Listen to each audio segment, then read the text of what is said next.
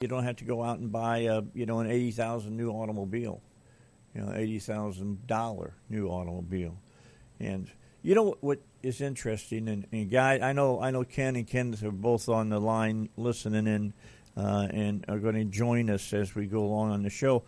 Let me ask everybody, does it surprise everybody that Genesis, now that's Hyundai. Hyundai makes Genesis automobiles. It's become one of the new great luxury cars. It is a luxury car. That's out there, and they're really, really doing a big business now. It is a fine automobile too, Dave. I've rode in a couple of them. It's kind of like riding in the old Lincolns and old Cadillacs. They just floated down the road. Right. And that's pretty well the way they are. That's the way it's going. Is this microphone working over here? Okay, it is okay. I'm not hearing him well in my headphones. All right, Kenneth and Kenny, when you look at all of what's going on with Genesis, are you surprised they've come on as fast as they've come on? Well, yeah. Go ahead. Well, I haven't had a lot of experience with them. I think the only one I've ever worked on was an older one, probably one of the first years that they were actually here in the U.S. So I haven't had a lot of experience with them. Okay. Don't know a lot about them. Okay, We've had a couple of them come through just for service, but other than that, not really had anything. But they're nice. Yeah, they're really nice, and the engine seems to be in really good shape. You guys will remember this name, Carl Kimball, who used to be on my show. He passed away a couple of years ago. He bought himself one of those. Was it the Dodge that had the back wind foil and all of that? Mm-hmm. Okay, he bought him one of those, and because he likes speed, and who don't? And he took me out for a ride, and I was impressed with that. But then he came to me and he says, "Come on, I got a new car. I want you to go for a ride with me." And he had bought one of these new Genesis, and I'm going to tell you what, it was like getting in an old Mercury. Yeah, they ride good and smooth too. It's a great automobile. So I can only imagine It's like Hyundai makes them, but I bet you it doesn't have a Hyundai price. Oh no, and the only dealer I know around here is up Conway. Oh really? Yes. Yeah, you got to go up north. Yeah, Genesis of Conway. Craig O'Neill, he advertises for him, and I hear him all the time talking about his. He's got one of the fancier ones, the way he talks. But right. But the only dealer I know around here is at Conway. Okay. All right. So if you want to get the oil changes that come along with the car, you got to go to Conway. Huh? Yes. That's interesting. That's what we've done. We've serviced a few of them. 2 or 3. I got one customer that got a couple of them, and we've serviced his a couple of times, and but they do ride good, because that's what he told me. He said, "Come on, go for a ride with me." And we got down on the interstate, and next thing I know, we were running 100 mile an hour down the interstate, but it was smooth riding though. Right. I mean, it was real smooth, and I thought, man, this sucker rides like a charm in here. That's like my dad. My dad had a Chrysler Newport. And that's a lead sled. Well, I'll just tell you though, it rode down the Land road. yacht. They That did. baby just floated down the highway. I mean, I loved driving that car. Yep. And it get up and run. It had a big old engine. It probably had 440 in it. I have no idea how many horses that thing had. So let me start off with Kenneth at DuPont. Let me ask you. Yes, what are things that you're hearing that we might see this year that may be new to auto repair and things of that nature? I mean, yesterday the federal government just revamped all of their nutrition programs. All of it. And everything that they've been telling us since we were kids, and the food pyramid had been upside down. They kept telling us to eat breads and grains and all of that. Now they're telling us, well, no. Fruits and vegetables. Fruits and vegetables and protein. And full flavor milk. Yeah. That's what they were doing. And what are there? Is there information that's being put out now about automobiles that is different than what we've known in the past? Not that I know of. I mean, everything's always about emissions, and more fuel mileage. They're trying to squeeze everything they can. Have y'all seen that 0W8 oil out yet? Yeah. 0W8. Exactly. Yeah. I mean, how do you anything to try and squeeze more fuel mileage out of one? How do you get oil lighter than water? And it's all synthetic. It's all man-made. It ain't like a regular oil, like the 10W30 or the 10W40, It's all man-made, so they can squeeze it every how they want to squeeze it. That's crazy. That is absolutely crazy. I got called. But it's like water. You pour it out of the can, it's like water. Yeah, that's what I'm saying. I got to call Stephanie and get an oil change tomorrow. It's time.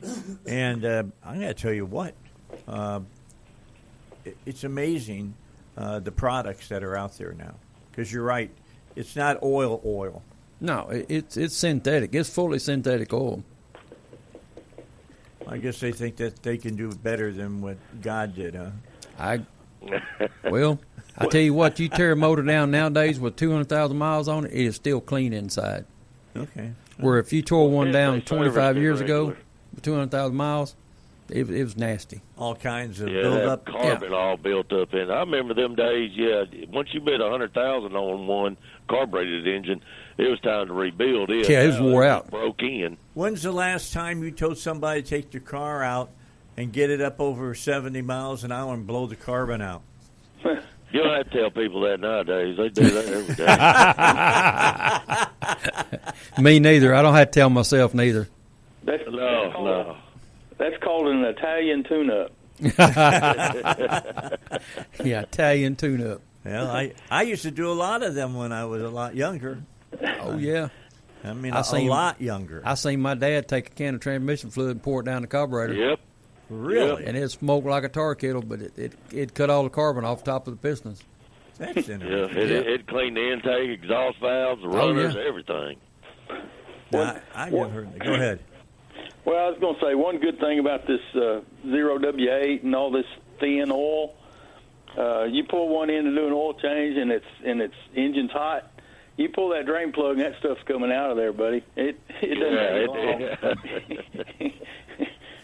It comes out fast, huh? Yeah. You better move your bucket over a little bit because it's coming out. Yep. Quickly. Yes, sir. It goes in quicker, doesn't it? Oh, yeah. I'd say it's like pouring water in them. That's how thin the oil is nowadays. That's really wild. That's crazy. With all these dual overhead cams and and all that stuff, the cams don't have no cam bearings. They run straight into the head, so it's got to have thin oil to get everything lubricated. It's got to get there quick. It takes a lot of oil to keep everything up there and lubricated. Yeah. Now, when you stop your car, all of that oil doesn't go to the bottom of the engine, does it? Most of it does. Oh, does it still? Yeah, it still runs back down into the pan. Yes. So do you try to get one of those catch deals that you used to put on your cars to hold the oil up in the head? No, they don't want it held up there. They said it'll make the valve stem seals leak, oil down around the valve stem. So, there. Yeah, then it smoked when you first cranked it. Yeah, that's like saying, 6 of one and half dozen of the other. I mean, it sounds to me you don't get ahead on that. Yep, but, that's like my truck. It holds a little over 8 quarts of oil. And I never understood, why not we just make it either 8 quarts or 9 quarts instead of 8 quarts and a third. I don't understand that either. I've always wondered why in the world when they, either make the oil filter a little bit bigger or say, okay, 8 quarts is going to be plenty instead of 8 and a third quarts, Yeah. I buy my oil in E-Pack, so, it don't bother me too bad, but you buy it in quarts, and then you got a third of a quart sitting around somewheres, and then it gets knocked over and spilled on the ground. Amazing. Yeah, the way you guys do it now, you got those boxes full of oil, and you just draw it up in a jug. And it's a lot better that way than it used to be, where you had to take the spout and stick it in the top of all of them, right? Yep. Hey, I was cleaning my shelf around inside my office. You know, I got all my stuff sitting up there. And you found a spout. I found Exxon. Well, actually, it wasn't Exxon then. It was Esso, and a spout that my dad had when he died, and then I wound up with it. And I got it up there, and one of my customers, he looked at me. He said, "What is that?" I said, "That's how we used to put oil in." Yeah. He's probably 25, 28 years old, and he said, "I ain't never seen one of them." He said, "Can I look at it?" I said, "Yeah." And so he looked at it, and he said, I got in a customer's car the other day, and there was a cassette tape in the door panel. There you go. Hey, my I started to ask him if I could have one of them and take it home and show it to my wife and kids. And y'all know what this is? You know, you need to take them an 8-track. Oh, yeah. Hey, my wife still got her Beatles 8-tracks, you know, had the alligator case. Yeah. She still got hers. Really? Yep.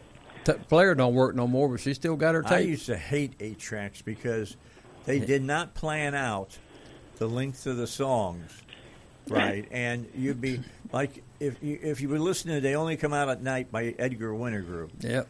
they'd be playing Frankenstein, and it would fade out in the middle and change tracks and then fade back up.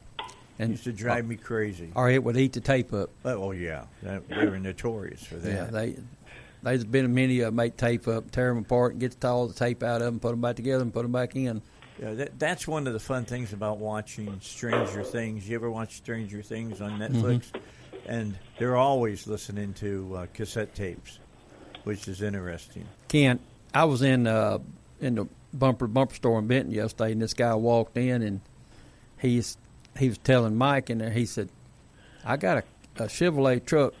I think he said it was a 81, 82 model, and it's got a 4-barrel carburetor on it. I need an overhaul kit for it." And I looked at the guy like, "Are you sure you can overhaul that?" Uh-huh.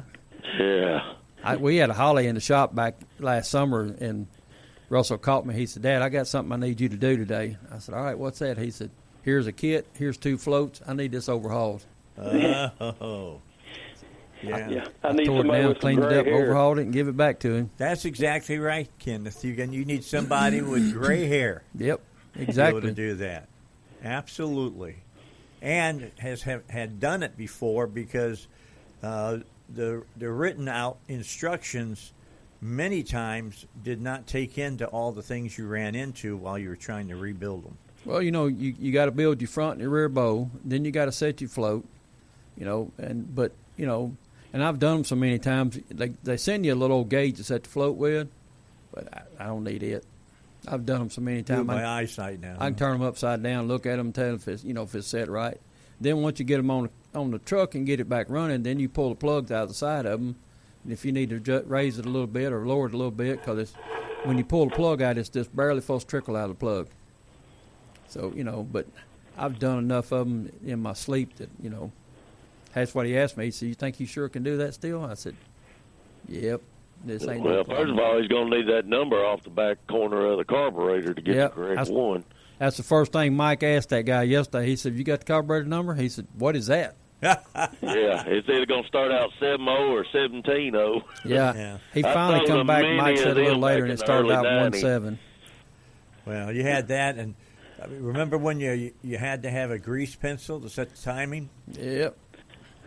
And It's crazy, for folks that don't know, you'd put on the belt, you'd make a mark, and then you had a gun, and that gun flashed, and you had to look at that mark until it stopped moving. It would just sit there right in front of you. I got a 5.4 Ford. I don't believe it's had an oil change in the last 100,000 miles. Woo! Come in, timing chain rattle. It done ate the guides up on it. I mean, ain't nothing left of the guides, so wind up having to pull the oil pan off. Yep. And still got problems Bunch with of it. them we've been getting in here lately. They'll come in and we'll put timing kits in them, and we tell the customer, I said, "Well, we need to pull the pan because all that's done run down in the pan, and it's going to stop the screen up." And sure enough, you'll drive it down the road after you do the job, and it'll get about 5 blocks down the road, and you'll lose oil pressure. Yep, that's what And I told this shut guy. it off. But we pulled the pan And off we- it and cleaned it. Yeah. Last one we did, you had to pull the rack and everything off to get that oil pan out of there. It was on an expedition. Oh my God! Yeah. Talking it about was a adding extra job. labor time to something that Hey. will do it. I got an excursion. Guy had a wreck in it. Something poked a hole in the oil pan. And he said, the insurance guy called and wanted to know about how much to put an oil pan on it. And the guy said, well, you can just put the oil pan without pulling the motor out. Not on that you can't, because it's got a 7.3 in it, 7.3 power stroke. I said, once it clears both fenders, you can put an oil pan on it. And the guy looked at me. He said, we may total this thing then.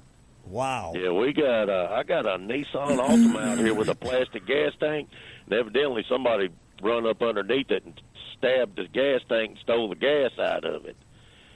Well, called Nissan. They done redesigned the tank, and you got to buy a different tank and a bracket assembly. And after it's all said and done, you're about $2,300 into it. Oh my God! And I called the guy, and I told him, I said, man, you may want to call your insurance company, because somebody, you didn't run over nothing or anything. He said, no, we got in it, and it just didn't have no gas. And sure enough, I pushed it in, put it up in the air, and it right in the lower part of the plastic tank, it looked like somebody stabbed something in it and twisted it and stole all the gas out of it. All right, let's take our time out for our first break here on the Bumper to Bumper Car and Truck Doctors. They're in the studio. Duck is here.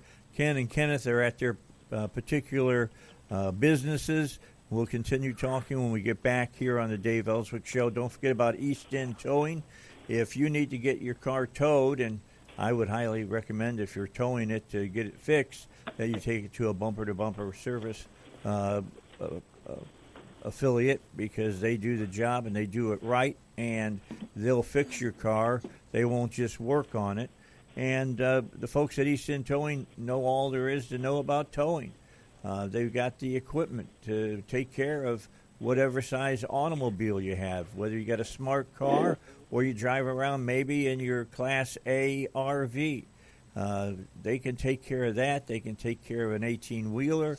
They can take care of some of these really big dually pickup trucks that you see out on the highway. They can do it all.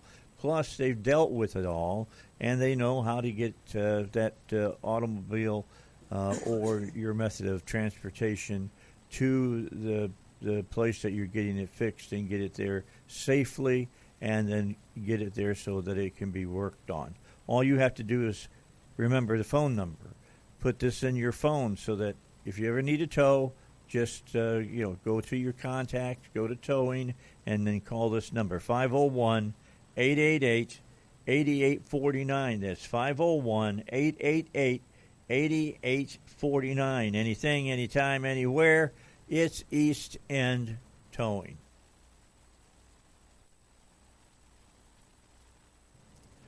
All right, 28 minutes after 7 here on the Dave Ellswick Show, and on a Thursday morning, in the first Thursday of 2026, and we've got the bumper-to-bumper, car and truck doctors on today, and we've been talking. So none of you have seen anything where they're going to make any big changes here this year. Next year is what I've been hearing. Okay, next year. What's coming up next year? They're supposed to relax some of the emission stuff. He signed the law of taking the DEF fluid off the gas burners back in the summer, so that's a big relief for the general public, because it's going to save a lot of money. Well, it's going to save a lot of stuff getting messed up, because, I have a bunch of diesels that wife drives her husband's diesel truck and fills the DEF full in the diesel tank, and it's anywhere from $12,000 to $20,000 to fix it. That makes don't crank it up with that stuff. Yeah, that makes me cringe when I hear that, because literally you got to put a whole new gas line in when that happens. From the fuel tank to the motor. Shoo! Because when that stuff... Yeah, that's why when my wife drives my diesel, I tell her, just drive it. don't put nothing in it. Just drive the thing. Hey, we had one back in the summer. It was a brand new truck. Had like 4,000 miles on it. And his wife dumped it full. Oh. She put 17 gallons in it. Oh, my gosh. Fuel or gas? Yeah, it was a diesel, and she put, and put gas the DEF fluid in it, in the diesel tank. DEF in it. Yeah. Oh. I get them. I get them about 2 a month that they've gassed them up with in the diesel hole. Well, we'll talk more about that and other things when we come back. Time for Bill O'Reilly here on the Dave Ellsworth Show. Let's get with Bill, find out what he's got to offer to us here on the Dave Ellsworth Show.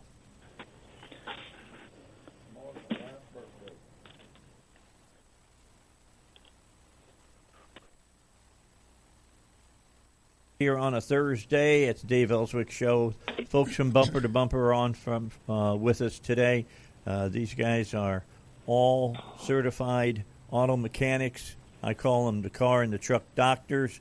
I don't know if they're wearing their lab coats today or not with Ken and Kenneth here on the Dave Ellswick Show. But if they're not, they still got plenty of information that they can share with you. So we've got warm temperatures going right now. Then it's going to get really cold again. What are some things that owners of their automobiles should be keeping an eye out on, Guy? Let me start with Ken or Kenneth. Let me start off with Kenneth because I started with Ken the last time. Kenneth, what would you tell your customers? You talking about me at Dewdrop? Yeah, we'll start with the Dewdrop. Sounds like the other Kenneth better is get ready talking for so that much. tire light to come back on when Yeah. it gets cold. Yeah. Hey, I had one in there yesterday. Guy come in. He said, "I got a little bit of a water leak." He had 0 antifreeze in it. He's been Really? adding water He to it better for the get on last 3 that. months. Well, he's lucky it hasn't gotten really, really cold. Well, we had some 20-degree days, a couple 3 weeks ago, and I'm surprised it didn't freeze. That's dangerous, folks. I'm just telling you, that's dangerous because now they can't just fix a radiator. They pull it out and they put a new one Yeah, in. exactly. Well, Hey, heck, you Kenneth, crack a block.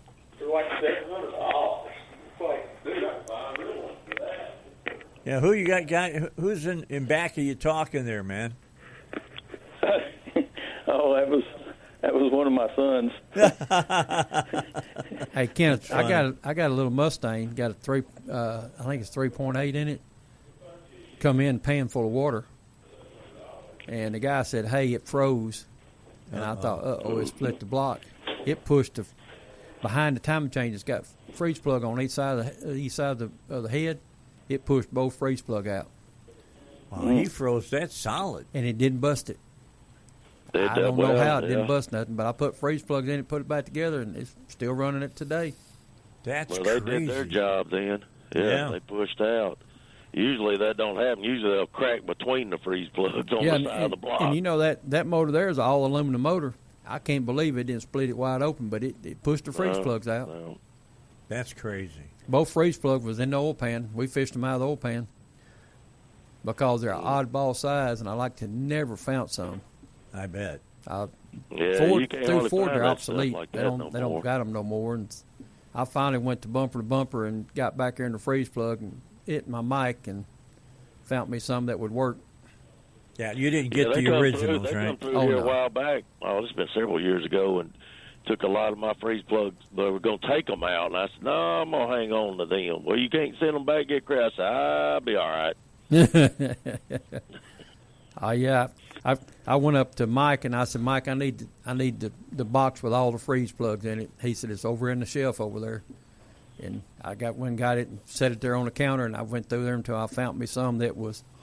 Mike's like 31.8 millimeters. Yeah, they're oddball size. I was just saying that's a really weird size. So I finally found some that was 31.9 millimeters, 31.9. and they fit tight in there. Which I put a little extra stuff around them just to make You sure put that they'll Indian hold. head slack on it. You remember Yes. that little brown bottle of stuff? Mm-hmm.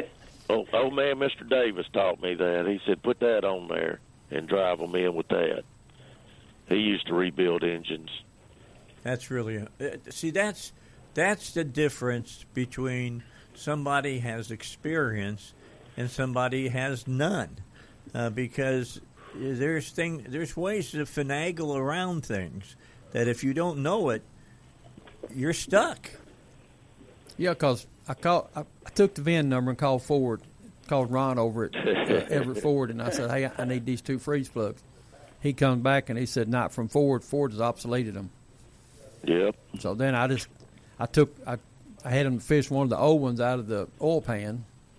So we got both of them out. And so I took one of them, and then I mic'd the hole in the head, and I went to bumper, and took me about 20 minutes up there micing them until I found some that I thought we could make work, and they drove in good and tight and everything. So, but I did put a little anaerobic stuff around them just to be on the safe side. Is that where, where Sonny's comes in and stuff? If you need freeze plugs like that? No, you can't take them out and reuse them. Oh, really? Once they're drove in, it's a one-time use. Okay. Yeah. Interesting. And in talking about the guy with the carburetor earlier, he didn't even know he needed the numbers. And after he walked out, I told Mike, I said, boy, that's going to be one messed up quarter jet carburetor. It'd never run again. No, he'll probably get it tore apart and have to put it in a box and take it somewhere. Is hoping somebody can put it back together. I remember them doing that back in the day. They'd bring it in a bucket. And if you I've had them many times come in a 5-gallon bucket. I can't rebuild one. I can't rebuild one. My dad could. I mean, they rebuilt them all the time back. Like I say, back in the late 80s, early 90s when I got in the automotive business, I remember having shelf loads of carburetor kits and floats. And then the accelerator pumps for the Fords. Yep. And the Hollies. The little 4 screws. Yep. Oh, yeah. The accelerator pump on. Oh, yeah. I had a guy one time, he decided he was going to change it himself, and the spring fell out. The spring goes up underneath it, make it work. Yes, sir. Yeah, Yes, sir. it fell out. He said, it won't work now. I said, where's the spring at? It ain't had no spring in it. Yeah, it did. Yeah. It did. That's your problem. He finally dug around somewhere and come up with a spring put in it. You remember them power valves on them Fords? If it ever backfired one time, it'd blow the power valve out. Yeah, the one that screws right there in the front in the front face of it. Yeah. Oh yeah. Yeah. Had the little cover that went over top of it. You pull the cover off and if it's full of fuel, it done backfired one time. As much as we complain about cars today, I don't want to go back. They are light years in front of where they were. Oh, they're so much cleaner. Just everything is so much cleaner, And that's what somebody said, I don't go back to carburetor. Not me. I'll take fuel injection anytime. Yeah, I'll take that. I remember cleaning and knocking the carbon off the bottom side of the intakes and just, it was a mess. Yeah, you get all nasty, wouldn't you? I got a Dodge pickup. It's got the Eco Diesel in it, the 3-liter Eco Diesel. Yes, sir. The runners, it's got the flappers, up in the intake. They carboned over and stuck. It burnt the bottom out of that plastic intake. I believe it. It melted the bottom out of it, and you can see down in the intake the wiring that lays down in the intake that feeds up through it. It burned all the wiring up on it. Oh wow! They bought it to me because it had electrical issues, and Kevin pulled the intake off of it, and he said, "I found them." Had about 12 wires that done melted together, but an intake for that thing is $2,000. Dang. That's plastic. Yeah, the price of the parts is prohibitive at times. I can buy an intake through bumper to bumper for about $300, but it don't have the motor on it. And the only way you can buy the motor is by the whole intake. Okay. From Dodge or anybody else. The only way you can buy it. But bumper to bumper don't make one with a motor on it. That's interesting. So I wind up having to go to Dodge to buy one to get the motor on it. Blake got on the internet and looked all over the internet, looked, through eBay and everybody, and nobody's got, the only way you can buy it is through Dodge with the motor on it. Okay, as far as parts, go ahead, Ken. We've had a few of the 5.3s plastic intakes melting on the bottom of them because the customers run them hot. And that's how they'll get so hot they'll warp and melt part of the dang intake on it. But it won't crack the head because we'll have the heads checked and they'll be fine. But the intake will be warped, disformed and melted. It's done got so hot. I got a 6.6 Duramax LP5 that come in head gasket leaking. Guy told me, he said, I done had 2 head gaskets put on it. It still ain't stopped. Pulled it off, and head gasket looked fine. I mean, there was no marks, nowheres. Sent the head out to the machine shop, and he said, "What do you mean to do to it?" I said, "I need you to pressure test it." And the sucker is cracked between the injector port all the way over to the glow plug hole. What was causing that? I ain't never seen one crack that way. Huh. And I finally got it. I'm supposed to have a head for it today. A naked head, no valves, that was nothing in cheap. it. $2,000. Yeah, bare head. Just a bare head. Then I got sent it to the machine shop. So it used to be if a dealer was fixing cars, that Ford or Chevy or whoever it was, you could go 10, 12 years and get parts. Now it's like 5 years and they quit making them, isn't it? I think some of it's less than 5 years nowadays. Yeah. I got a 18 model International truck, got a Cummins in it. It's got a 6.7 Cummins in it. They made that ECM 2 years. Into 17, 18, and 19. And they're obsolete. Okay, so when a person buys a brand new car, and that could be a pickup truck as well, what should they expect as far as the life expectancy of that automobile? What do we Hopefully it'll last expect? till the payments. Or what does the dealer expect? Dealer expect 3 years, you got to get rid of it. 3 years. Yeah. Okay, so if you get a 5-year contract on it, you're going to be paying for all your repairs in the last couple of years. Yeah, and, it's like my truck, it's a year old now, and it's got fixing to roll over 40,000 miles, which I drive a lot of miles. But there again, my wife's car, she drove 4,000 miles last year. But I got customers that, they change their oil once a year because they'll have 2,000 or 3,000 miles on when they come in for oil change. Wow. But then I got some that we change every month. They're salesmen, and they come in the first day of every month. They come in for oil change. Yeah, I got to get that. Something I got to get done with the holidays. I quit looking. I just picked up and checked on my info screen, and it said, "Time to change the oil." That's what basically it said. Yep. And I'm going to call Stephanie today over at Joe's and make an appointment for tomorrow if possible. All right, it's 7:48. We got 12 minutes until 8 here on the Thursday edition of the Dave Ellsworth Show. Stick around. We got more to talk about in just a moment. But first, let's listen to these.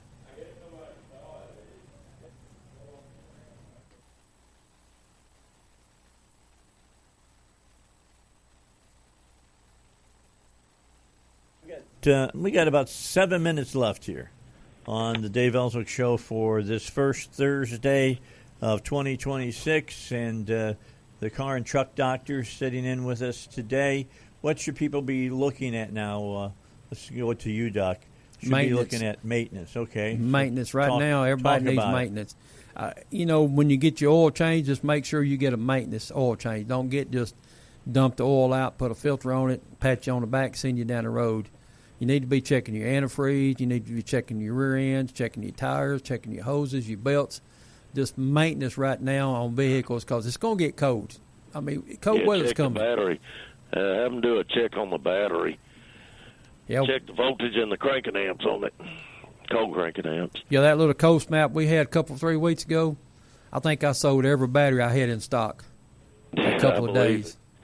Because the cold weather worked them over. They're in good shape. It's supposed to rain, I think, this afternoon, ain't it? Yes, it's supposed to. Yeah, it's supposed to rain today and tomorrow. So. Mine just popped up and said rain starting in 31 minutes. That's exactly what I got. There you go. But, yeah, everybody thinks about getting wiper blades. We put them on and install them here, and it never fails. When it starts raining, that's when we sell the majority of them. Nobody thinks about it.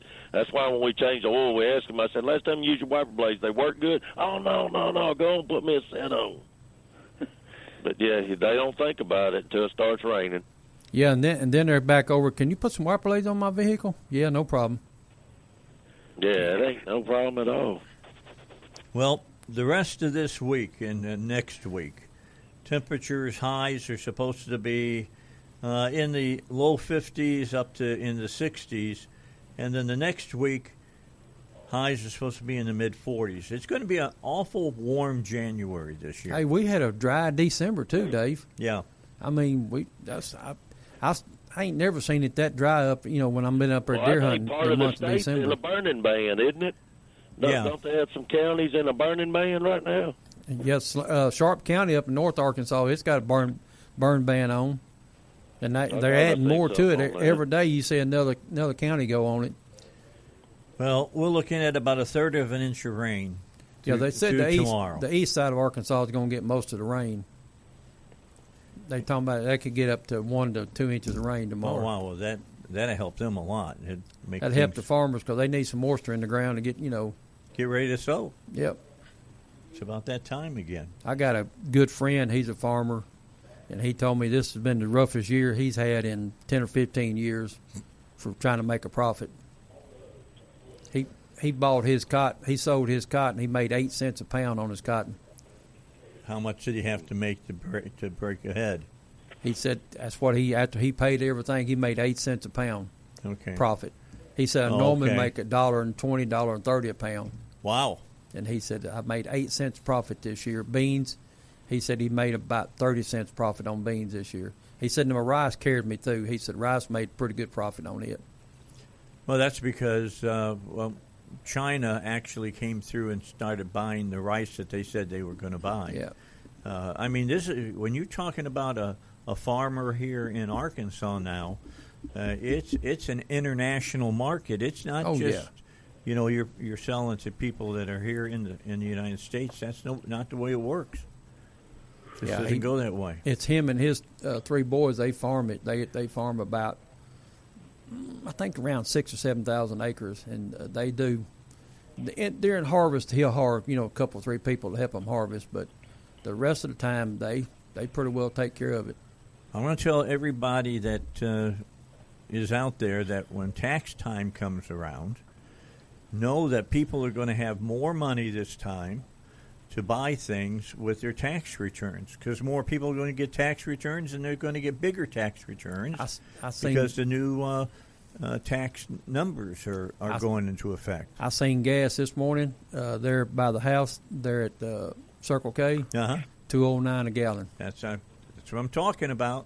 $2.09 a gallon. And, and if we get this 30 million to 30 billion, whatever barrels of oil influx into the United States, that's, but now they're all hollering, I heard, I think it was Shell last night on the news hollering that, if all this oil comes in, our profit's going to go down. Well, you're making billions, cut back to 1 billion instead of 25 billion. We got to have some relief. Yeah, I'm thinking we're going to see that. Well, that'll that. free up a lot more money for people to spend on other stuff. Yeah, like fixing their cars. Yes. Well, I always said if the government would give everybody $25,000 to boost the economy up, because I'm going to put it in the bank, save it. But 99% of the people are going to spend it. Yeah. And you just think how many new TVs, how many new couches. Yeah, but that drives inflation. I understand, but that'll make the economy kick up quick. Yeah. Sometimes that's not so good. Well, I know, but right now we need economy rolling. We did that with Biden. Yeah, we don't want to do that again.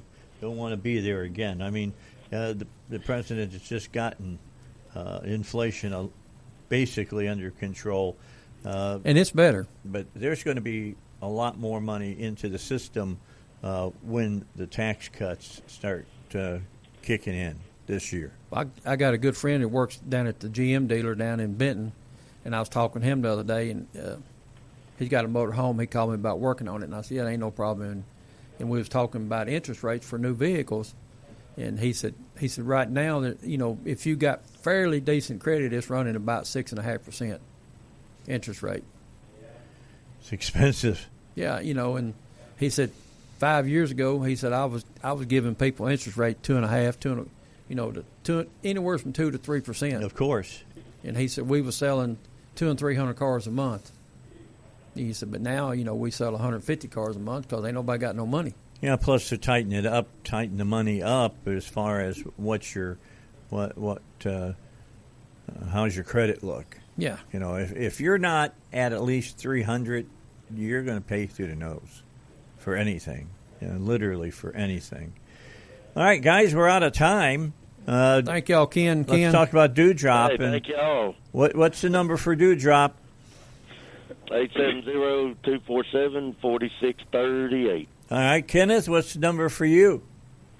501-455-3175. All right, now's the time to get the work done. Don't be driving weeks without, oil changes and things of that nature. And I know we're all in the same boat. Done. We're all running behind right now. Yeah. If it's a 3 or 4 hour job, I'm probably a week and a half out. Well, I got so much to do here. I'd have to get with my lady that's scheduling my stuff to find out how far. But I heard her the other day, starting the next available day is the 14th. All right. I understand that. Yeah, she made a deal yesterday for the 15th of January. All right. Keep that in mind when you when you're coming in to try to get your car fixed. Thanks, Bumper to Bumper, for sponsoring us again. Absolutely. Folks at Bumper to Bumper. And Jerry Roca, I know you're listening still, even though you're retired. He retired. He's up early. He's used to being up at this time, poured himself a cup of coffee and said, are those guys doing what I told them to do? All right, so anyway, we'll talk to you guys again next Thursday. Thank you very much. David Fisher is up next. We'll talk about the economy here on the Dave Ellswick Show.